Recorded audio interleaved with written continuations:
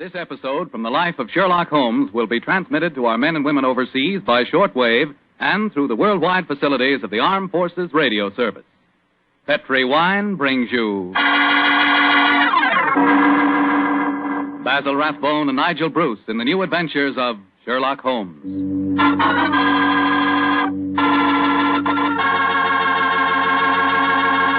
The Petri family, the family that took time to bring you good wine, invites you to listen to Dr. Watson tell us about another exciting adventure he shared with his old friend, that master detective Sherlock Holmes. It began on a summer evening in 1906. I'd been for a long walk in the park, I remember, when I returned to Baker Street and entered our rooms. Holmes looked up at me with a twinkle and spoke. You look positively glowing with health, Watson. Well, I had a splendid walk, my dear fellow. You should have come with me. The park was looking particularly beautiful. Well, old chap, during your absence, I've decided to write another monograph. Oh, well, what's the subject this time? Occupational liability to murder. For instance, the mortality rate is naturally high among policemen and detectives. Physicians are murdered with fair regularity, but the murder of a dentist is rare. And who ever heard of a murdered veterinary surgeon? It's quite true, but what's the occasion for this little homily? I've been browsing over my newspaper clippings. Yeah? You recall ever hearing of a murdered tobacconist, Watson? No, I can't say that I do. Oh, why? And yet my clippings inform me that no less than 3 tobacconists have been murdered in the past 6 months, and all the murders have occurred in the same small shop at the East End of London. Now, why do you suppose 3 tobacconists would be murdered in the same shop? Come now, old fellow. Give me a logical solution to the problem, will you? Well, let me see. You say that the shop's in the East End? Yes. Is it near the river? As it happens, it's on the water's edge. Then supposing the tobacconist's shop was the headquarters of a smuggling ring. Perhaps boxes of cigars were unloaded from the dock and brought to the shop. Cigars containing pearls or opium or something. Watson, my dear fellow, you're doing splendidly. You must walk in the park more frequently. You're positively scintillating. Oh, no, you're making fun of me. I assure you I'm not. You're expecting anyone home? No, probably a visitor from Mrs. Hudson. Go on with your fascinating theory. Now, why are 3 tobacconists murdered? Well, because they know too much. Perhaps they demand a share in the profits, so the head of the ring decides to kill them. Plausible enough, Watson. I really must congratulate you. I can see that I'm very lucky in having a biographer with such a lively imagination. Thanks very much. Come in. That's very nice of you. Imagination. Oh, hello, Lestrade. Lestrade, I'm glad to see you. I hope I'm not intruding. Not at all, my dear fellow. Come along, sit down. Thank you, Mr. Holmes. Anything remarkable on hand? No, Mr. Holmes. Nothing very particular. Then tell me all about it, Lestrade. Can't hide anything from you, can I, sir? Yes, there is something on my mind, and no mistake. And it concerns the 3 murdered tobacconists, I see. Splendid. Now, how the blazes did you know that? Yes, Holmes, that's pure magic. Not at all, my dear Watson. It's simple deduction. Deduction? Observe the 5 cigars peering out of Lestrade's breast pocket. They are of a far superior quality to his usual brand. Obviously, the scene of his latest investigation has proffered certain, well, shall we say, professional perquisites. Am I right, Lestrade? Of course you are. Careful one, Mr. Holmes. Thank you, I'll stick to my pipe. Well, how about you, Doctor? Oh, thank you, Lestrade. By Joe. Coronas. And now, Inspector, tell me about the murdered tobacconists. Well, how much do you know about the case? Oh, just what I've read in the papers. Well, curiously enough, we were discussing the affair as you walked in, Lestrade. It's a strange business, gentlemen. I only got hold of the old story today when I had a long talk to young Jack Longworth. He's the owner of the shop. Oh, in relation to Gerald Longworth, the taller member of Parliament who battled so successfully against the slum clearance bill? His son, Mr. Holmes. Nice young fellow, too. When his father died, he inherited this shop along with a lot of other property in the East End. Well, how big a shop is it, Lestrade? Oh, just a hole in the wall, Doctor, like all the other shops in that part of London. Young Mr. Longworth tells me he first rents it to a man by the name of George Grillet. He lives there with his daughter, Lily, and made quite a nice go out of the shop. 6 months ago, when Jack Longworth was abroad, George Grillet has a stroke and nearly kicks the bucket. Kicks the what? He nearly dies, Doctor. Oh. Kicks a bucket. That's very good. I remember that. And then what happened, Lestrade? Well, while he's in the hospital, his daughter gives up the lease on the shop. A few days later, an Italian takes it over, and a couple of weeks later, he's found with his throat cut. Did you investigate that first murder yourself? No, Mr. Holmes. It seemed like any of a dozen killings we get in that part of London.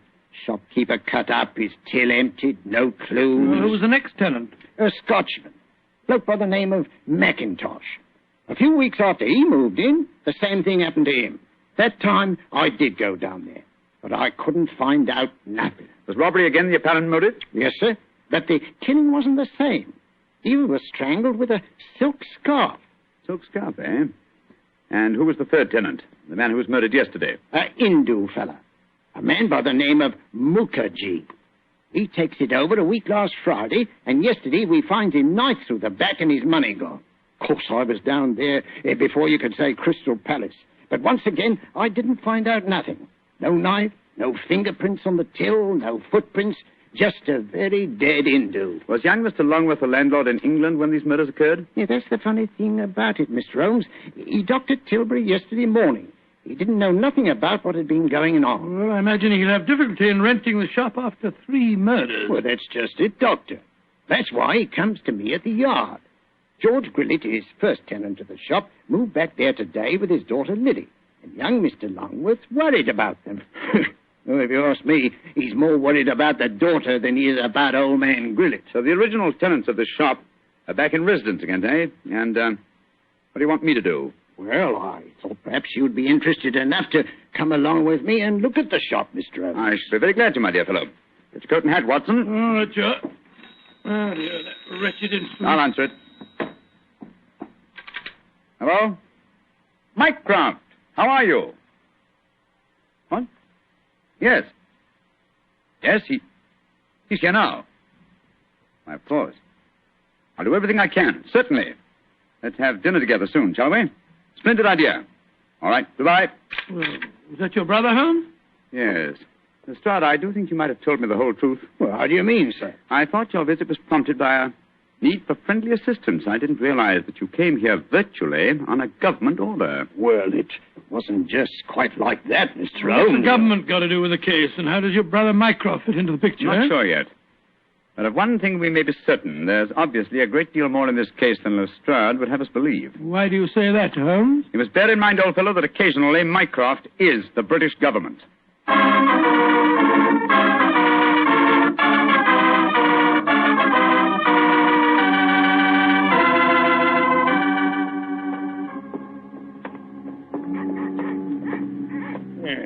Nice part of London to take a walk in on a foggy night, ain't it, gentlemen? All our policemen work down here in pairs, you know. Yes, I don't blame them. It's a vile neighborhood. There's the shop just ahead of us, with a sign hanging out. Hello, there he is again. Oh. See that bearded Hindu skulking off around the corner there? Oh, yes. He's been haunting the place ever since I came down here. So a bearded Hindu haunts the place, eh? Yes, and yesterday, Holmes, the Hindu proprietor of the shop was murdered. Exactly. Well, here we are. I'll go in first. Depressing looking place, huh?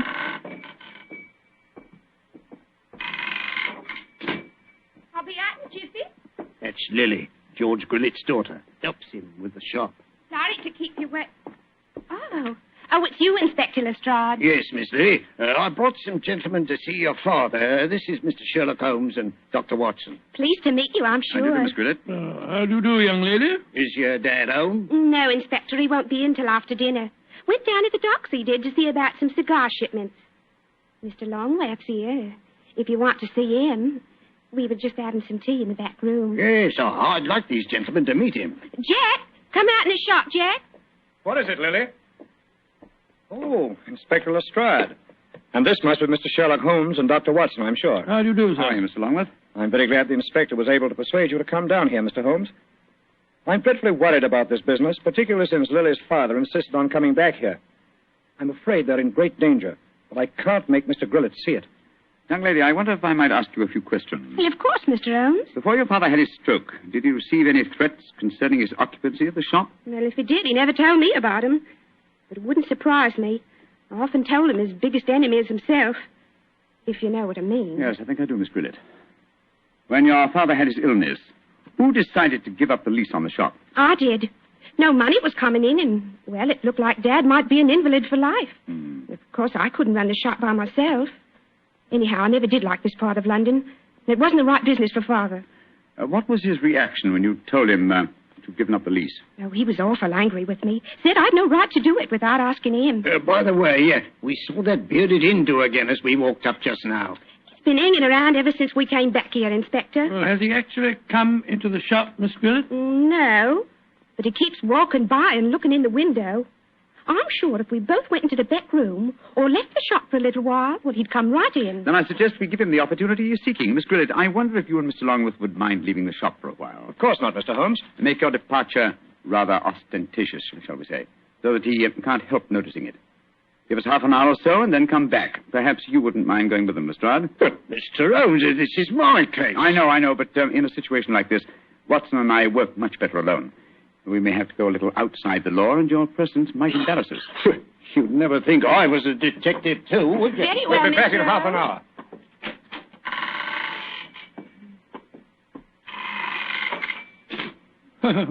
Poor old Lestrade. He gets very touchy as the years roll by. I blame him. I'm leaving him completely in the dark. Come on, Watson. Behind the counter. No, my dear fellow. Not under it. Not under it, old chap. We lift the flap. So. Now it's just we crouch down behind here. Come on. That's it. Have you got your revolver, Watson? Yes, it's in my pocket. Good. Meantime, make yourself as comfortable as these cramped quarters will permit. We may have quite a wait ahead of us.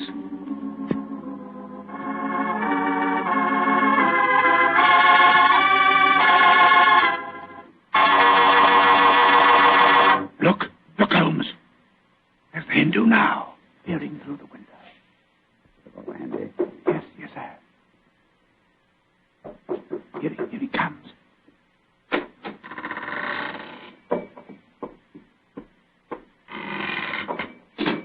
All right, Watson.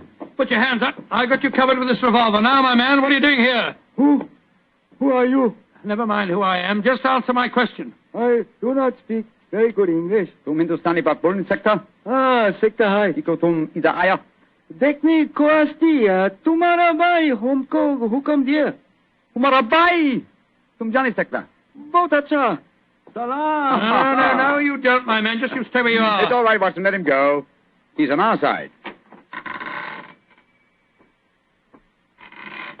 I wish you'd tell me what in thunder's going on. Who that man was and why you let him go. He's an investigator from the Foreign Office, old chap. Given his instructions by my brother, Mycroft. Mycroft? Yes, old fellow. When my brother fails to tell me all the facts concerning this case, I begin to think these triple murders have far greater ramifications than we ever dreamed of.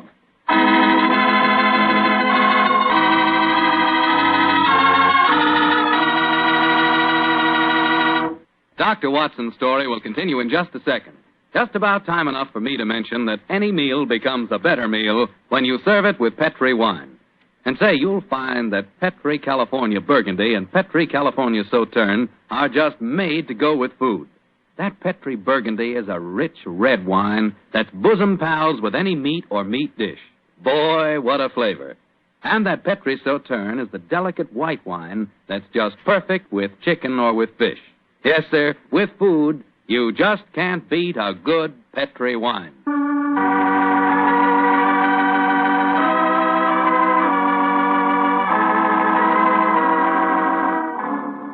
And now back to tonight's new Sherlock Holmes adventure. A puzzling case is occupying the attentions of Sherlock Holmes and Dr. Watson. 3 murders have taken place in a small tobacconist shop in the East End of London. As we rejoin our story, it's late at night, and Sherlock Holmes and Dr. Watson, accompanied by Inspector Lestrade, are once again walking toward the ill-fated shop. Well, I don't see that you've accomplished much, Mr. Holmes, except that you've just bought me a nice dinner. Oh, we're making progress, Lestrade. If only by the elimination of obvious suspects. But there's a pattern to this case, and that should give us a clue. Well, how do you mean, Holmes? My dear fellow, consider the obvious motive of these murders, and particularly observe the results they've obtained. Well, the motive was the same in all 3 killings. Robbery. Oh, no, Lestrade. Don't let the theft of a few pounds from the till blind you to the real motive. Look. Here's Miss Grillet now. She's coming out of the shop. Good evening, Miss Grillet. Hello, Mr. Holmes. Is your father home yet? Yes, he is, Mr. Holmes. And I can't tell you how anxious I am for you to talk to him. I'm going to meet Mr. Longworth. He's taken me to the music hall.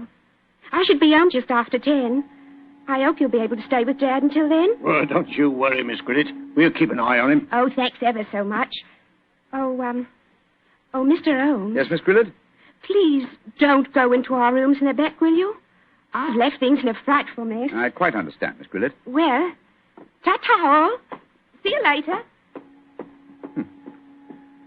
Let's go into the shop.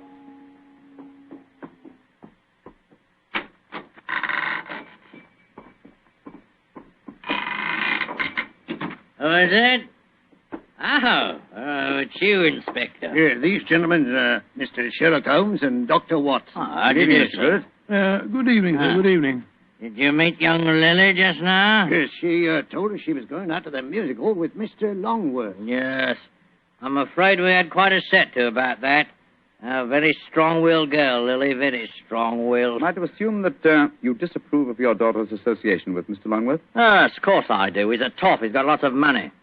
Lily's so blind she can't see that he's up to no good. I'm pretty sure he's afraid I might find out what's really at the back of these here murders. And what is your theory, sir? Well, I'll tell you this in confidence. Got nothing to back it up now, you understand. There's been talk of widening the docks around here. That'd make property values go up, you see, of course. Well, young Longworth's been trying to buy up all the other shops along the waterfront here, but they wouldn't sell. If you ask me, he's had these murders done just to frighten people away so that he could buy cheap. Now, I'm not saying that he did the murders himself, you understand, but he planned them. Why, in these parts, it's easy enough any night to get a throat cut for a couple of quid. Yeah. That's why I'm glad you're here, gents. You see, I just got another warning. Warning? What do you mean, sir, warning? Found this note slipped under that door there not 3/4 of an hour ago. Let me see it, please. Huh. What does it say, Holmes? I shall call on you at 8:30 tonight. You know what's good for you. You'll be waiting for me alone. Try any funny tricks, you'll go where I sent the rest of them. Well, that's obviously from the killer. Possibly. What's the time now? Look, it's 8:20. I was hoping you gentlemen would wait in our rooms back of the shop. You can hear what's going on in here, and if he tries any rough stuff, you can pop in and nab him. Just what I was about to suggest myself, Mr. Grillet. Either way, will you? Oh, yes. Just step behind the counter, gents. Now, through here. Here we are. Ain't exactly Buckingham Palace back here, but you can make yourselves comfortable, can't you, gents? Oh, don't you worry about us, Grillet. Oh, I better turn out the gas.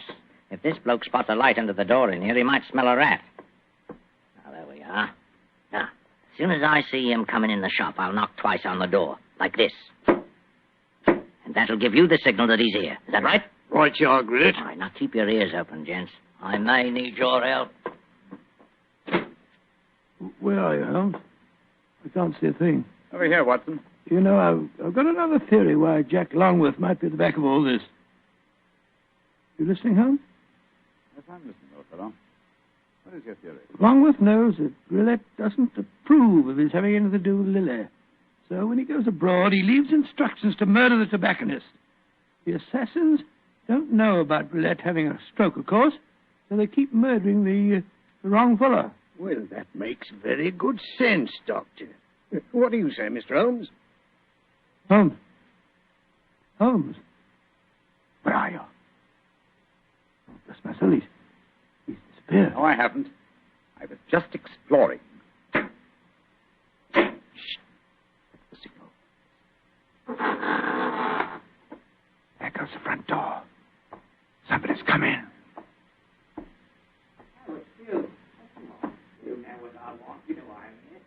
We'd better go in. Right, Watson, listen. Take your hands off me. Don't you do that. Here, stop me now. Help me. Help me. We've got to get in there at once. Open the door. Well, it's locked. Never mind that. Get your shoulders into it. Come on, help me. On here. Come on, one more.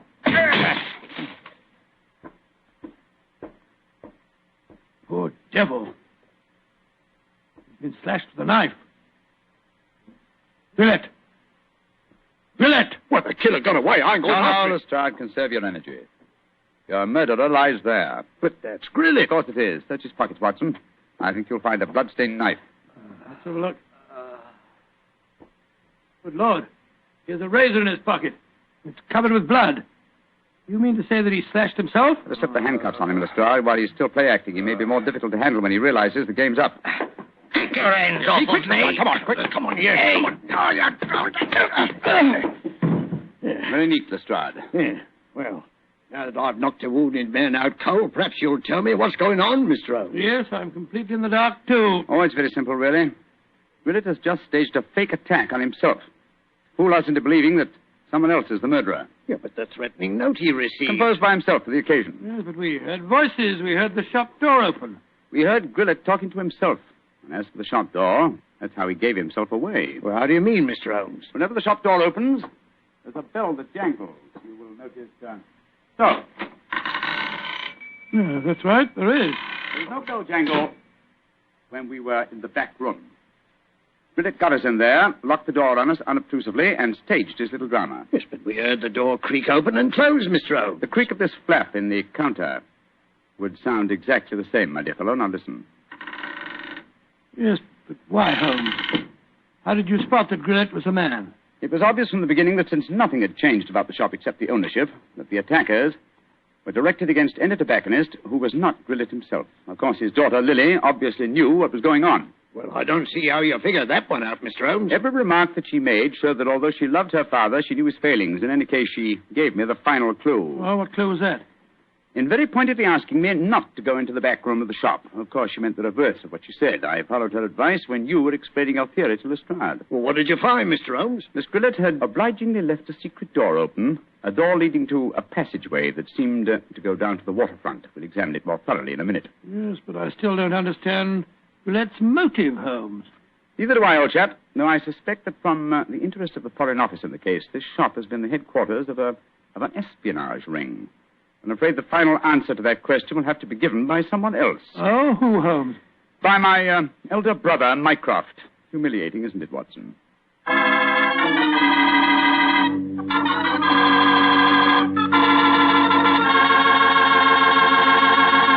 And what was the final answer to the question, Dr. Watson? Well, Holmes was right as usual, Mr. Foreman. The shop had been the headquarters of a spy ring operated by Grillett. And many international criminals had been smuggled in England or foreign ships moored up the river. And did Mr. Grillett hang for his crime? No, he didn't, my boy. Before he came to trial, he had another stroke and he died. Probably just as well for his daughter's sake. Oh, his daughter. Yes, a lovely girl. Did she marry Longworth? Indeed she did. As a matter of fact, I danced at her wedding. It was a very wonderful wedding reception. See, you would have been there yourself, Mr. Foreman. In fact, you'd have liked it very much. They served a pretty good wine. Was it a Petri wine by any chance? Oh, well, it was so good it easily might have been. You mean because Petri wine is the kind of a wine you can't forget? That's exactly what I do. Well, that's because the Petri family really knows all there is to know about the fine art of turning luscious, sun-ripened grapes into fragrant, delicious wine. You see, the Petri family's been making wine ever since they started the Petri business way back in the 1800s. And they've been able to hand on down in the family from father to son, every bit of their skill and experience. That's why Petri wine is so good today, because Petri took time to bring you good wine. And say, don't forget to take a moment yourself and send for your free recipe calendar. Remember, send to Petri Wine, San Francisco 26, California. This offer is intended to apply only in those states and other localities where its acceptance is permissible by law and regulation. And now, Doctor, do you feel like giving us a hint about next week's story? Yes, I do. Next week, Mr. Foreman, I'm going to tell you a strange adventure that happened to Holmes and me in the West End of London. It concerns the death of a famous actor who was portraying the part of an equally famous man, Sherlock Holmes. Thank you, Doctor. See you next week. And say, from the news we've had so far today, maybe by next week at this time we'll hear some really good news from Europe. I certainly hope so, Mr. Foreman. But let us remember the war won't be over when Germany quits. We've still got to lick Japan. That's going to take a long time. So instead of celebrating when VE Day comes along, let's just strengthen our resolve to support the war more than ever here at home. Keep that war job. Don't leave it till you're released. Keep on buying more and more war bonds and keep them. Don't turn them in. Help all you can with all home front activities and observe all our wartime regulations such as price ceilings. That's the real way to celebrate a victory in Europe, by working harder to end the war in the Pacific.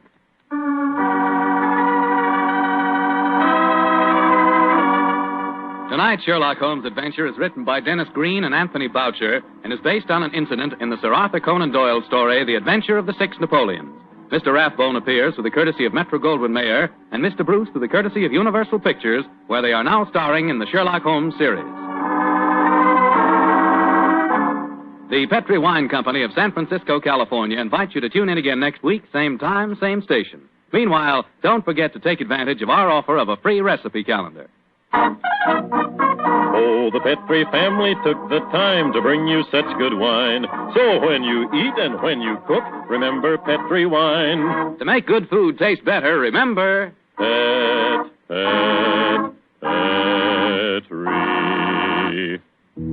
wine.